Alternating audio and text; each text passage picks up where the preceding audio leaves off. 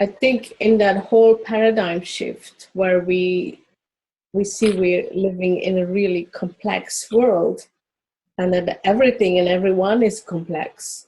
I think seeing the world as either feminine or masculine, I mean, which has been a framework for me for many, many, many years, but I had to drop it and see that I think each of us, both men and women, have to integrate something of the other that we normally don't have.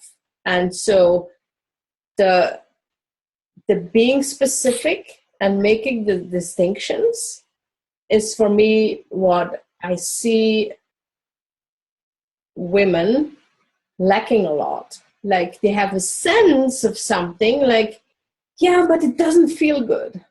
Yeah, or that kind of, they sense something, but they don't take the time to become aware of what they're sensing and using words to express it clearly.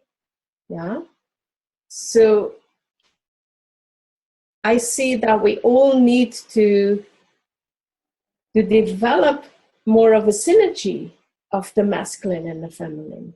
And for different people, it might mean different things, but that's one of the things that I wanted to do with this book, is to give clear words and articulation to all these so-called feminine ways of knowing and ways of doing, and all the emotional stuff, and all this, the piece about what is holding space, and that's also used a lot in group work and all that. But what is it exactly? And what is, so that we have that capacity.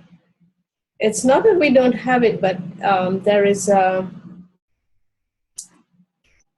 it's also a practice of sticking with your sense, and Gentlin calls it the felt sense.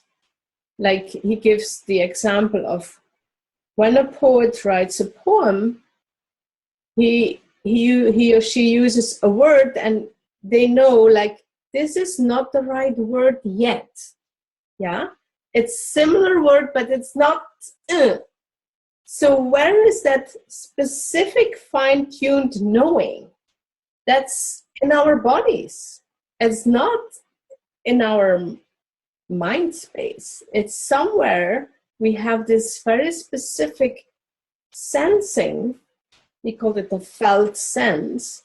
And we just need to, what he calls focusing, just being, give it attention and give it words, so that suddenly, that's the word. Yeah? So, yeah, that's for me is integration of what we used to name feminine and masculine.